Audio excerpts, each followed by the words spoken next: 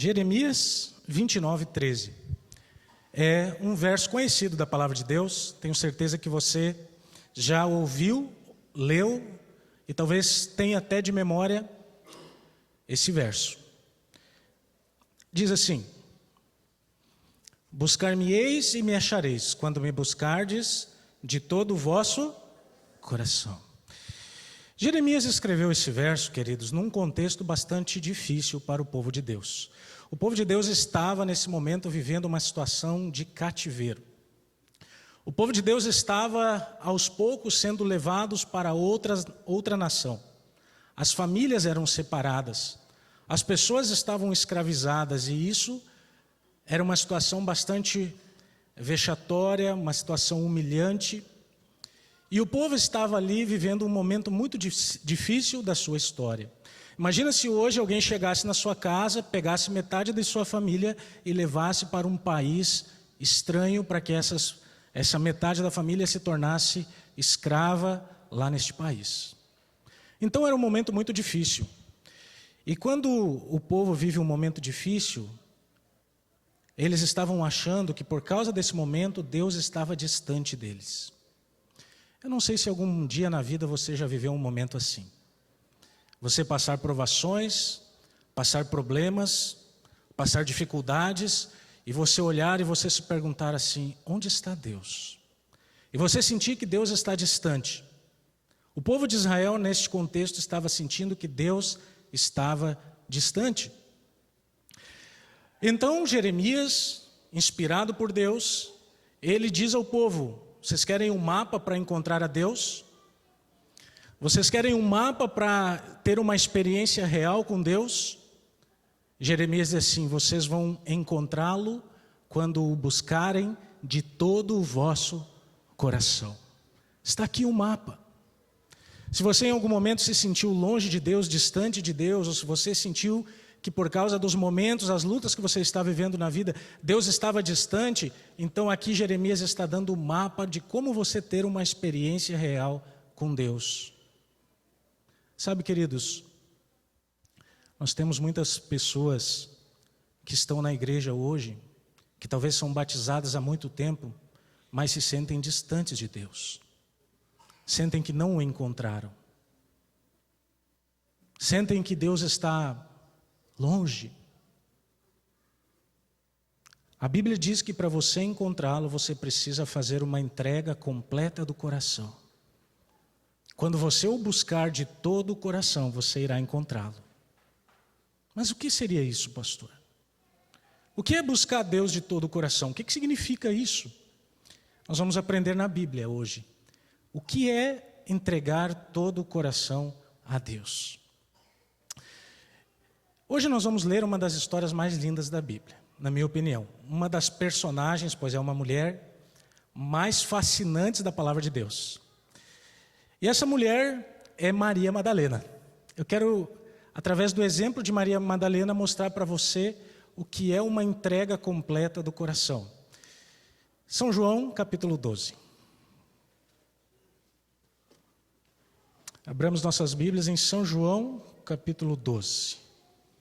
Este livro que é fantástico, o livro de João.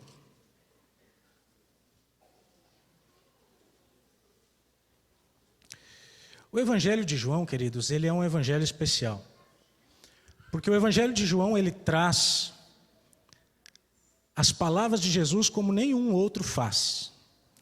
Se você pegar aquelas Bíblias em que as palavras de Jesus estão em vermelho, vocês vão ver que o Evangelho de João, ele está quase todo em vermelho. Porque ele é o livro que mais relata palavras de Jesus. E as experiências de Jesus no Evangelho de João, elas são muito profundas. O Evangelho de João, ele está preocupado mais com a pessoa de Jesus e não com as histórias de Jesus. Por isso que ler esse Evangelho sempre nos traz coisas importantes a respeito do conhecimento do Mestre. Então, você já encontrou o texto aí? Vamos fazer a leitura. Diz assim: 6 dias antes da Páscoa, foi Jesus para Betânia, onde estava Lázaro, a quem ele ressuscitara dentre os mortos.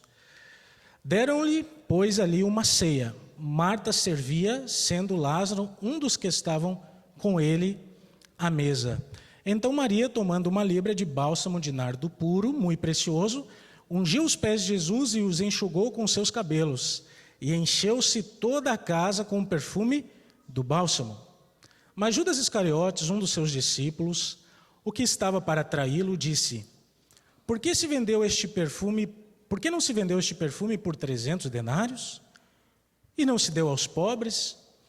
Isso disse ele não porque tivesse cuidado dos pobres, mas porque era ladrão e, tendo a bolsa, tirava o que nela se lançava.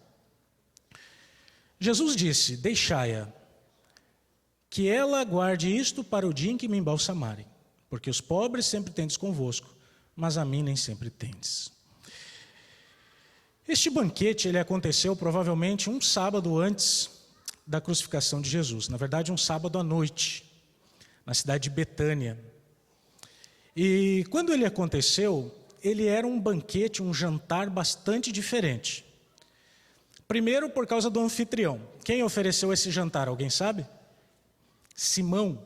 Se você ler os outros textos paralelos nos sinóticos, você vai ver que quem ofereceu esse jantar foi Simão, chamado na Bíblia de Simão o leproso, mas na verdade o ex-leproso, porque Jesus o havia curado. Naquela época, queridos, a cura da lepra era considerada um milagre de Deus, e de fato foi, porque foi Jesus quem o curou. Então Simão, o ex-leproso, nada de preconceito, o ex-leproso ofereceu um banquete, e esse banquete era diferente por causa dele mesmo, Simão, um homem que havia sido curado miraculosamente. Bom, então você tinha nesse banquete um ex-leproso, mas nesse banquete você tinha um ex-morto. Alguém já jantou com um ex-morto? Você tinha Lázaro, que havia sido ressuscitado dos mortos. Ellen White diz, no Desejar Todas as Nações, que esse banquete chamou a atenção porque muitas pessoas vieram para ouvir o que Lázaro tinha a falar sobre a vida após a morte. Mas Lázaro não tinha nada a falar sobre a vida após a morte, porque a vida após a morte é simplesmente um sono no qual os que morreram aguardam o retorno do Senhor Jesus Cristo. Então Lázaro não tinha o que falar. Bom, você tinha um ex-leproso, um ex-morto, e ao centro, o homem que havia curado da lepra e o homem que havia ressuscitado morto. Então era um banquete diferente.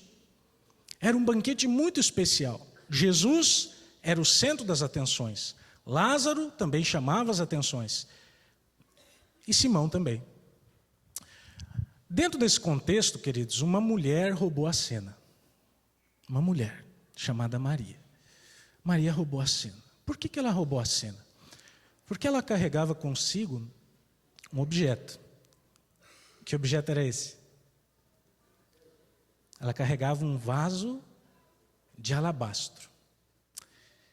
Dentro do vaso de alabastro, você tinha um perfume. Que perfume era esse? Nardo puro. Deixa eu explicar para vocês um pouquinho sobre este objeto. O alabastro é uma pedra maleável. É uma pedra usada para fazer frascos cujo conteúdo seriam perfumes finos. Não era qualquer perfume que tinha um vaso de alabastro. O vaso em si já era muito caro. Para você adquirir um vaso de alabastro, você já teria que ter uma boa quantia. O perfume de nardo puro, há pesquisas que indicam que era um perfume importado das montanhas do Himalaia, lá onde fica o Everest. E este perfume era importado de lá e ele era um perfume caríssimo, raríssimo. Vocês viram o que a Bíblia disse sobre o preço desse perfume? Quanto é que custava? Quem é que viu aí? Quantos? 300 denários. Um denário era o salário de um trabalhador de um dia, um trabalhador comum. Então esse perfume ele custava algo em torno de 1 ano de salário de um trabalhador comum, um pouco menos de 1 ano.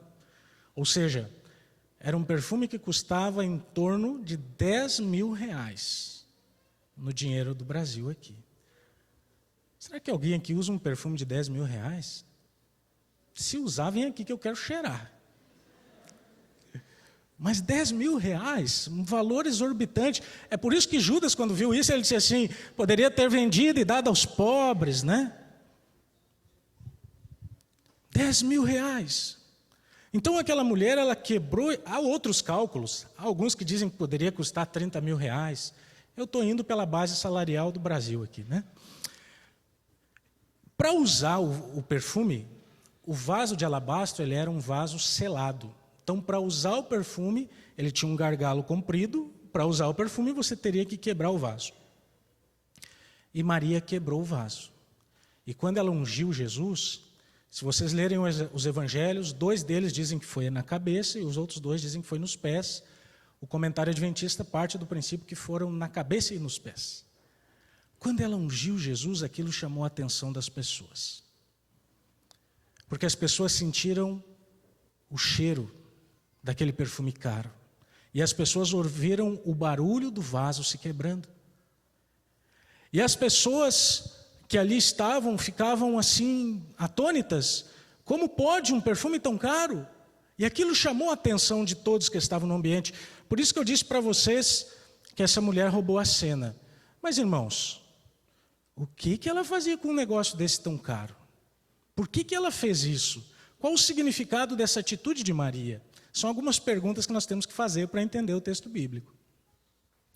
Maria, nós temos que entender um pouquinho da vida de Maria, né? A vida de Maria. Tem um texto na Bíblia que resume a vida dela, em 2 momentos. Vamos abrir no livro de Marcos, capítulo 16.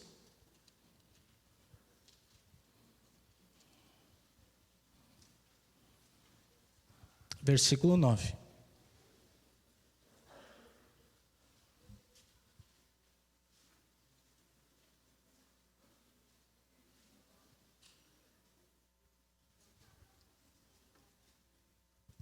Marcos 16, versículo 9.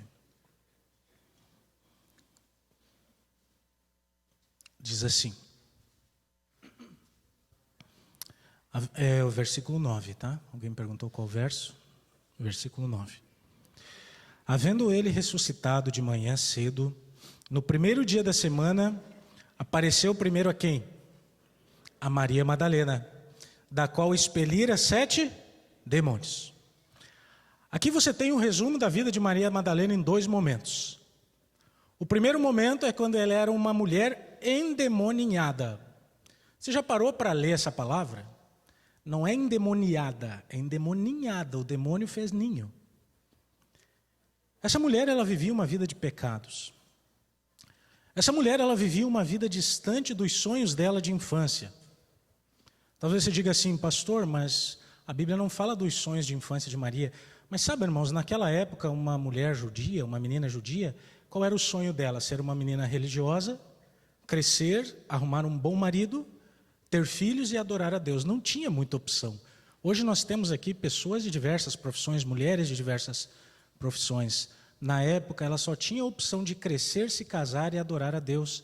E ainda a adoração era um pouco... não tinha o mesmo espaço que o homem. Maria cresceu sonhando em se casar e em ter filhos, em ser uma mulher de Deus. Mas por causa das curvas da vida, os castelos dela ruíram, os sonhos se dilaceraram, e Maria se tornou uma mulher da vida e tinha por companhia 7 demônios. Alguém pode ser infeliz, pode ser feliz, melhor dizendo, com 7 demônios como amigos? Essa mulher vivia a vida mais miserável da terra. Essa mulher vivia a pior vida que um ser humano pode viver, que é uma vida de alguém que conhece a verdade, mas está longe de Deus. Ninguém que conhece a verdade, irmãos, consegue viver longe de Jesus, em paz. Ninguém que conhece a palavra de Deus consegue viver sem ela e ser feliz. E Maria estava vivendo uma vida de pecados, uma vida de noites com homens diferentes. E curiosamente ela havia sido introduzida à vida de pecados por Simão, o homem que ali estava dando o banquete. E Maria, ao viver essa vida de pecados, num determinado momento de sua vida, ela encontra com um homem chamado Jesus Cristo. Um homem que olhou para ela de uma forma diferente. Jesus nos olha diferentes. Ele olha para nós de maneira sem igual. E Jesus, ao olhar para Maria, ele perdoa os seus pecados, ele oferece a ela uma nova vida, e agora Maria se torna uma das mulheres mais dedicadas a Jesus Cristo. A sua vida é completamente transformada. Agora você vê Maria aos pés de Jesus aprendendo dele. Agora você vê Maria sendo... Se você leu Desejar Todas as Nações, você vai ver que Maria, quando Jesus foi crucificado, ela foi a última a sair. Ela foi uma das que não fugiu. E agora você vê Maria indo pela primeira vez no túmulo de Jesus, no sepulcro de Jesus, para ali embalsamar o corpo. Sabe, queridos, quando Jesus disse para ela assim, que guarde isso para o dia que me embalsamarem, Jesus estava dizendo para Maria assim, Maria, eu vou morrer em breve. Porque o líquido evaporava, não tinha técnicas de conservação. Por isso que o vaso era selado. E sabe, irmãos, a vida de Maria agora era uma vida completamente transformada. Porque ela se encontrou com Jesus. E não há uma pessoa nessa terra que tenha um verdadeiro encontro com Jesus, cuja vida não seja transformada. Não existe. Se você teve um encontro com Jesus, você sabe dividir direitinho quem era você antes desse encontro e quem é você agora. Maria teve esse encontro, foi transformada. Agora ela tem uma outra vida, ela é uma adoradora, ela é uma seguidora, ela é um dos seguidores mais fiéis de Jesus. Mas não respondi a pergunta ainda, né? O que ela fazia com aquele vaso? Sabe o que ela fazia com aquele vaso, queridos? Ela comprou o vaso para adorar Jesus Cristo. Ela comprou o vaso porque ela queria dedicar aquilo a Jesus. Ellen White diz que ela comprou o vaso com esforço, com sacrifício, a irmã White usa essa palavra, com sacrifício. Ela comprou o vaso porque era o melhor que ela podia dar a Jesus, com sacrifício, com a intenção de honrá-lo. O primeiro texto que lemos dizia assim, buscar-me-eis e me achareis quando me buscardes de todo o vosso coração. Buscar a Cristo de todo o coração, buscar a Deus de coração é isso. Primeiro é você dar o seu melhor. Cristo te salvou. Cristo te buscou no mundo de pecado. Sem Cristo você não estaria aqui. Mas agora Jesus está te dizendo que se você quer encontrá-lo, você tem que dar o seu melhor. O que é o melhor que você tem a dar? Você tem dado o seu melhor pela igreja? Por Jesus, pela sua família? Pelos valores do reino de Deus? Você tem dado o seu melhor? Maria deu o melhor que ela tinha. Aquele perfume, talvez fosse tudo que ela tivesse. Ela deu a Cristo. Entregar a Jesus todo o coração é dar o seu melhor, mas entregar a Jesus todo o coração também é fazer sacrifícios. Queridos, ser cristão exige renúncia. Ser cristão, quando eu falo que nós temos que oferecer alguns sacrifícios, não é o sacrifício para a salvação. Esse sacrifício já foi pleno na cruz do Calvário. Não há necessidade de maiores sacrifícios. Mas aqui a Bíblia está falando num contexto de esforço, de renúncias. Para sermos cristãos, nós precisamos renunciar a algumas coisas. E eu pergunto a você, querido amigo, querida irmã, você tem renunciado às coisas do pecado? Você tem renunciado às coisas desse mundo para viver uma vida de santificação? O terceiro ponto é honrar Jesus Cristo. Maria comprou aquele perfume porque ela queria honrar Jesus. Temos nós honrado a Jesus em nossa vida, lá no seu trabalho, com seus vizinhos, com com seus amigos? Você tem honrado Jesus? Entregar a Jesus o coração, queridos, envolve essas três coisas: dar o seu melhor, honrar Jesus, adorar Jesus e fazer renúncias, fazer sacrifícios. Quantos nessa manhã desejam entregar o coração a Cristo? Eu vou contar para você uma história com a qual eu vou terminar o sermão. História de um amigo. É muito difícil até para mim falar essa história, por causa que é uma história um pouco... eu sei que eu falei no início, mas não é aquela história triste que eu falei do início, tá? Essa história é uma história que aconteceu mesmo de fato, e ela ilustra algumas coisas importantes. Eu tinha um amigo que ele era um camarada, um desigrejado. Ele não gostava de igreja. Na verdade, ele tinha certa aversão à igreja, porque ele gostava de aprontar muitas coisas do lado de fora. E jamais as pessoas imaginavam que esse amigo um dia entraria na igreja. Não, ele não. Eu não vou mencionar o nome em respeito, porque não sei se ele me autoriza a contar essa história. Mas esse amigo, ele um dia entrou numa igreja. Nós estávamos na igreja, assim como estamos aqui nesta manhã, e esse amigo entrou lá na porta dos fundos, no corredor central. E quando ele entrou na porta, as pessoas todos olharam para trás de uma só vez, porque ninguém imaginava que aquele rapaz um dia entraria na igreja. Vamos fazer isso para vocês verem o efeito? Quando eu falar assim, as pessoas todas olharam para trás de uma só vez, todo mundo olha. Tá bom? As pessoas olhavam para trás de uma só vez. Isso. Todo mundo fez isso que vocês fizeram agora. Não, ele não está ali. Vocês pensaram que ia entrar alguém ali, né? Não. Para o primeiro culto, não. Depois eu invento umas coisas aí, tá? Mas voltando à história. Esse rapaz entrou na igreja e sentou lá no fundo.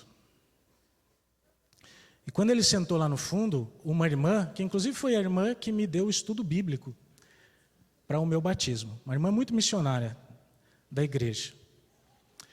Essa irmã, ela foi na frente para fazer um sorteio. Sabe o que ela sorteou? Um marca-páginas. Tem algumas esquisitices que só nós adventistas fazemos, né? Sortear um marca-páginas. Ela sorteou um marca-páginas. Adivinha o número de quem? Lá do meu amigo.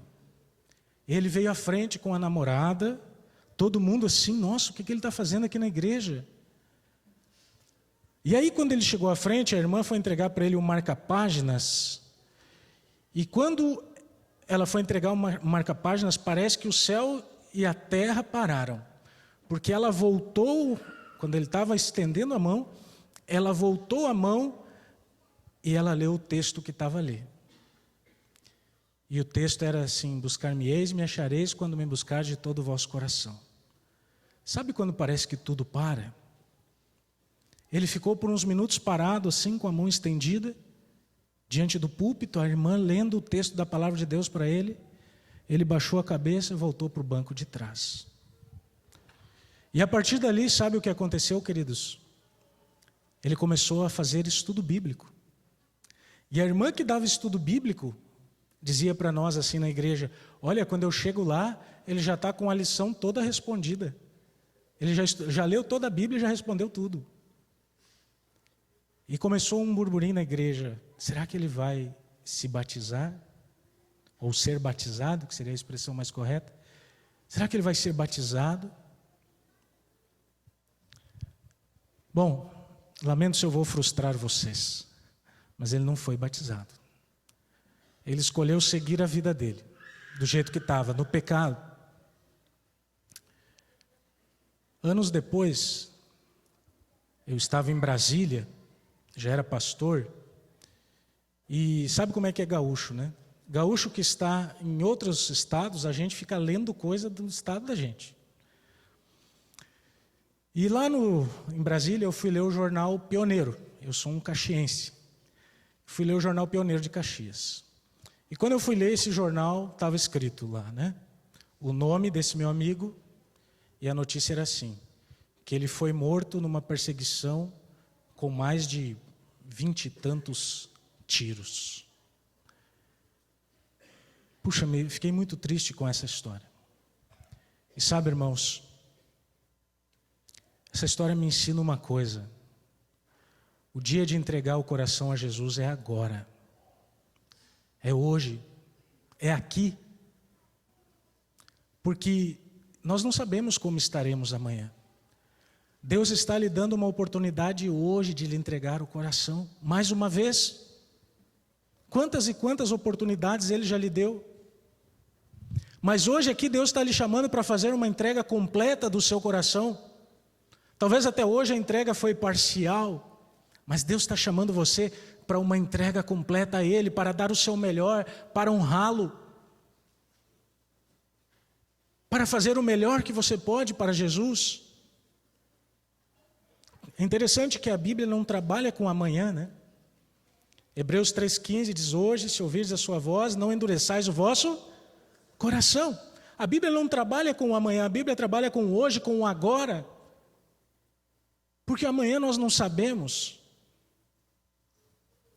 Sabe que muitas pessoas dizem assim, a vida é curta. Irmãos, a vida não é curta. Em uma semana dá para você fazer muita coisa. Você já viu quanta coisa você fez essa semana aqui? Imagine em 80 anos, a vida não é curta. A vida é frágil. Se você estiver caminhando na rua e alguém errar o volante, você está enrolado. A vida é frágil. E é por isso que a cada dia nós temos que nos converter ao Senhor Jesus Cristo. Porque é somente através dele que nós temos a vida eterna. Quantos nessa manhã gostariam de converter o seu coração a Jesus? Agora sim, erga sua mão. Eu quero, irmãos. Eu quero me converter aqui agora de novo. E eu quero, durante os anos que passar com vocês aqui, vivermos experiências profundas de conversão, de entrega, de compromisso com o Senhor Jesus. Quero ser seu amigo, seu pastor e seu amigo. Que o Senhor nos abençoe.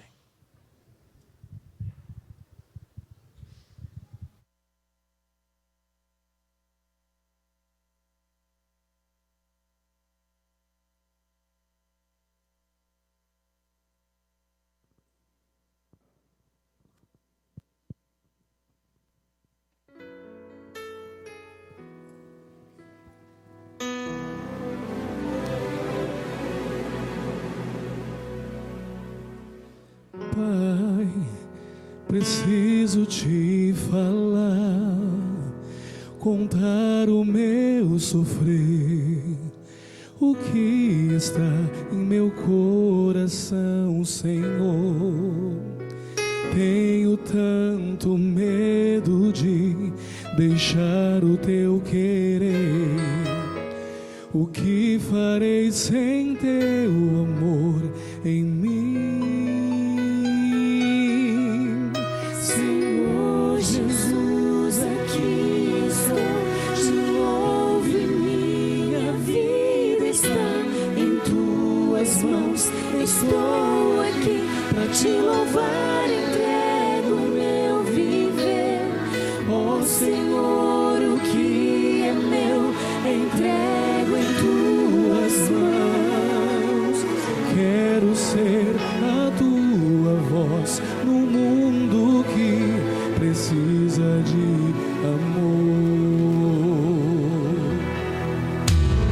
Tenho tanto medo de deixar o teu querer. O que farei sem teu amor em mim? Senhor Jesus, aqui estou, te louvo e minha vida está em tuas mãos. Estou aqui para te louvar, entrego o meu viver. Ó Senhor, o que é meu, entrego em tuas mãos. Quero ser a tua voz no mundo que precisa de amor. amor.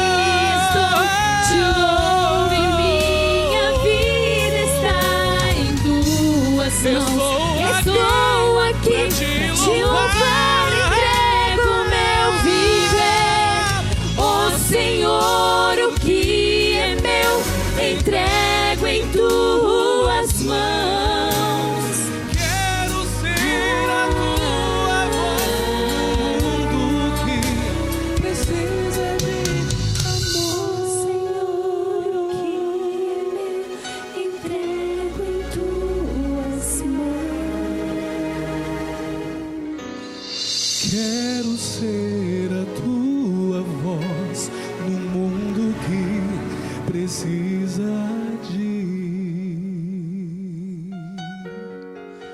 amor.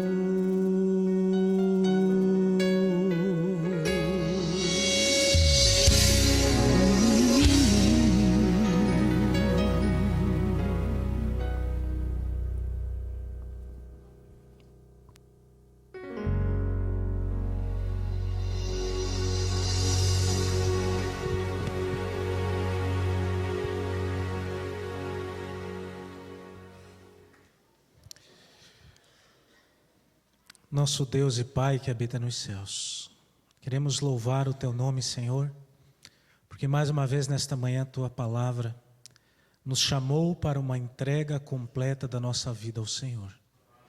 Pois a promessa é que se assim o fizermos, Te encontraremos. Pai, abençoa a igreja do Iguatemi, Senhor. Cada filho, cada filha, cada criança, cada jovem, que o Senhor esteja com as Tuas mãos estendidas para abençoar cada um de nós que aqui estamos. Também, Senhor, abençoa os amigos que assistiram este culto pela internet, as famílias que nos acompanharam ao estudarmos aqui a Tua palavra e a Tua vontade para a nossa vida. Que o Senhor esteja também com as Tuas mãos sobre eles e que nos leve em paz para os nossos lares. E que hoje, Senhor, mais uma vez tomemos aqui a decisão de convertermos o nosso coração verdadeiramente ao Senhor, para assim podermos ter um encontro real contigo. Nos leve em paz, em nome de Jesus. Amém. Eu vou estar à porta ali, tendo o prazer, a honra de cumprimentar cada um de vocês.